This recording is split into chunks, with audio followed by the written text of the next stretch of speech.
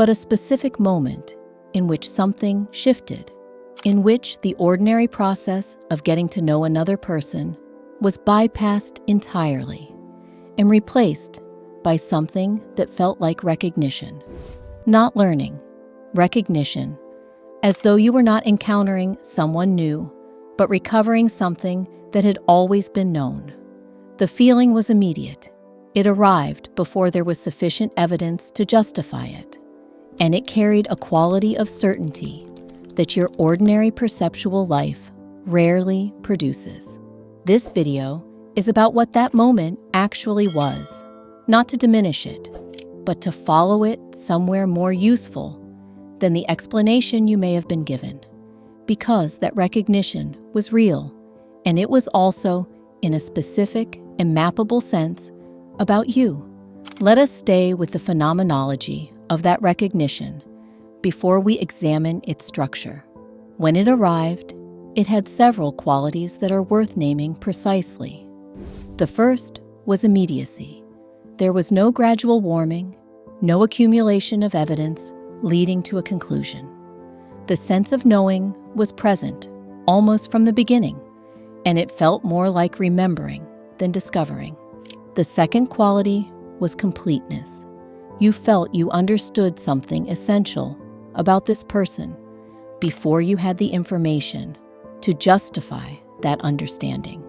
There was a sense of seeing them, of being seen, that bypassed the ordinary social surface entirely. The third quality, and this is the one worth sitting with most carefully, was that the recognized figure was luminous.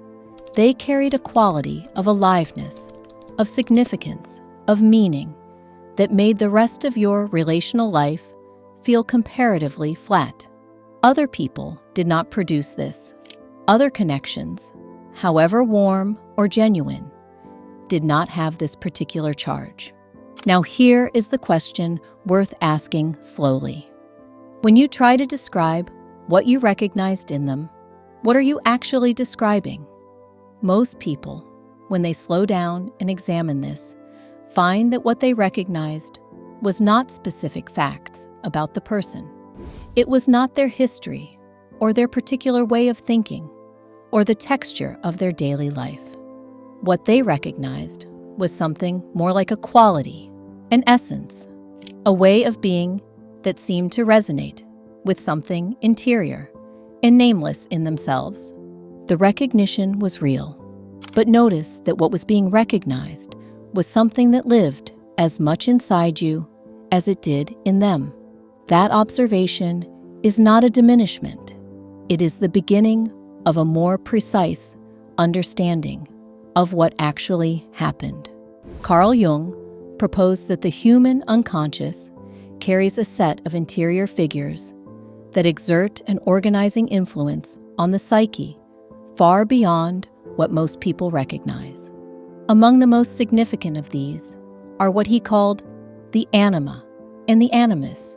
These are not simply feminine and masculine principles in the generic sense that contemporary spiritual language tends to use them.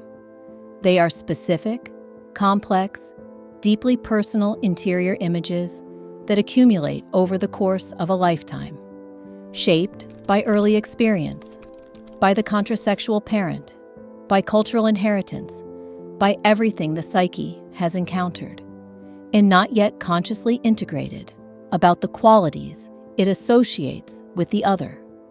The anima in a person who identifies as male and the animus in a person who identifies as female carry an extraordinary amount of projective charge. They represent qualities that the ego has not integrated, qualities that feel both deeply attractive and somehow dangerous, familiar, and yet not fully owned. And the psyche, with remarkable efficiency, will cast these interior figures onto real people. This is not a failure of perception.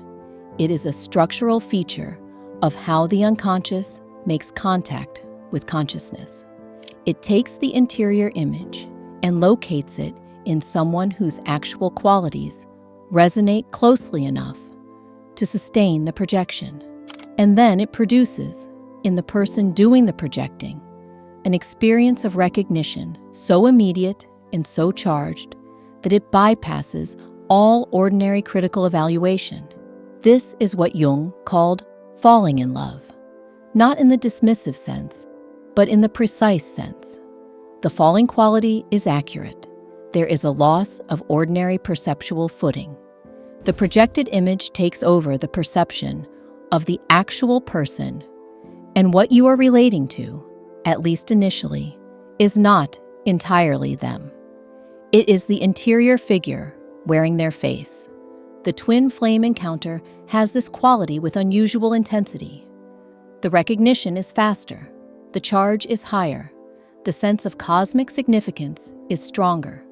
And from a Jungian perspective, this suggests not that the connection is more real than ordinary connection, but that the projective charge is more powerful, that the anima or animus figure being projected is carrying more accumulated psychological significance than usual.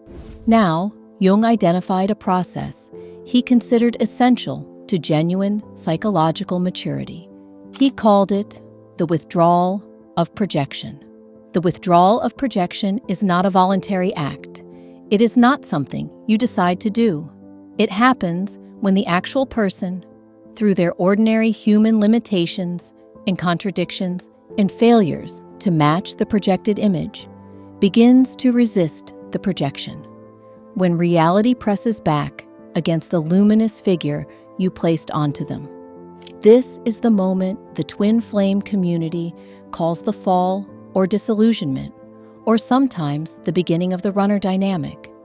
The projected image begins to crack. The person reveals themselves to be more ordinary, more contradictory, more genuinely themselves, and less like the figure of recognition than the initial encounter suggested. And the pain of this is specific. It is not only the pain of disappointment in another person, it is the pain of losing the certainty that comes with projection. Because, while the projection was intact, you had access to a quality of meaning and aliveness and recognition that felt like the most real thing you had ever experienced. When the projection cracks, that quality does not simply transfer to the actual person. It retreats. It goes back inside.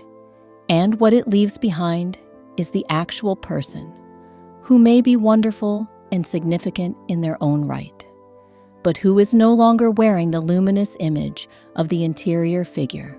Jung was explicit about what this moment requires. The withdrawal of projection is not the end of the connection. It is the beginning of the possibility of genuine encounter, because genuine encounter can only happen between two actual people. As long as one person is largely relating to a projected image, the other person is not fully seen. They are a screen. The withdrawal of projection is painful precisely because it is real. It is the psyche insisting on contact with actuality rather than with its own reflection. And here is what makes it generative rather than merely devastating. The projected image, the anima or animus figure, carries genuine information about what the projecting person most needs to integrate in themselves. The qualities that made the recognition so immediate, the luminosity, the sense of essential familiarity, those qualities are not foreign to you. They live in you, unintegrated, carried by the interior figure that you cast onto this person. The withdrawal of projection is an invitation to bring those qualities home. So what does this mean for the experience you are currently inside? If the recognition was in part a projection, if what felt like knowing them was in part an encounter with your own interior figure, this does not mean the connection is not real. It means the connection is real on two levels simultaneously, and that most people in it are only consciously navigating one of them. The level of the actual person, their qualities, their history, their genuine resonance with something in you that exists independently of projection. This is real and worth taking seriously.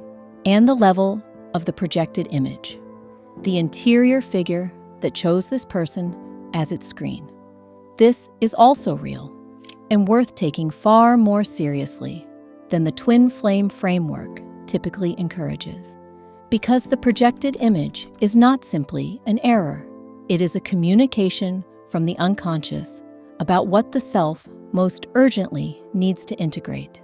The qualities you saw in this person in that first recognition, the ones that felt luminous and already known, those are not qualities that belong only to them. They are qualities that belong to you. They live in the shadow, in the unintegrated self, in the parts of the psyche that have not yet been brought into conscious ownership. James Hollis writes that what we seek in the other is always, in some essential way, what we have not yet found in ourselves. The beloved is not wrong to be sought, but the beloved cannot deliver what only integration can provide.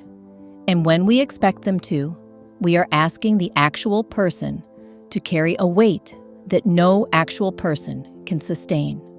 The invitation the twin flame connection is making, underneath the longing and the recognition and the pain of disillusionment, is toward that integration, toward asking, not only what do I see in this person, but what in me is producing that seeing? What interior figure have I been carrying that is so charged with accumulated significance that it could produce an experience of recognition, this immediate and this total? That question does not resolve the connection. It deepens it. It deepens it by making it about something more than two people finding each other. It makes it about a self in the process of becoming more fully its own. Come back to the present moment for a moment. Bring to mind the quality of that first recognition, not the story around it, just the felt quality, the immediacy, the luminosity, the sense of something known. Now ask, very gently, where in you that quality lives. Not in them, in you. Because that quality is yours. It was always yours. The person did not create it. They activated it. They gave the interior figure a face and a context and a set of experiences through which it could become conscious. And now, whether the connection continues or not, whether they are present or absent, whether anything resolves in the way you hoped it might, that quality remains accessible, not through them, through the patient, honest, often difficult work of asking what the interior figure was carrying that you have not yet brought home to yourself. Jung wrote that projection is not a mistake to be corrected, but a developmental stage to be moved through. The goal is not to stop projecting. The goal is to develop enough consciousness to recognize when you are projecting and to use that recognition as a map back to something in yourself that is asking to be seen. The twin flame connection, at its most honest, is that kind of map. Not a map to another person, a map to the parts of yourself that you have not yet been able to meet directly. What was it that you recognized in them, that you have not yet fully recognized in yourself? That question